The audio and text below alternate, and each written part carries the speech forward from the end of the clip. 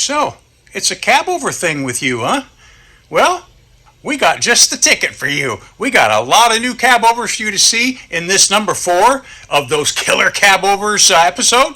But before we get going, I just want to give a shout out to some very cool and some very knowledgeable young up-and-coming cab-over lovers, David and Liam, and their grandfather Richard. He says those boys know more about cab-overs and old trucks probably than some of us. So I can't wait to meet them. Maybe we'll meet them at the Jamboree this year. Jamboree?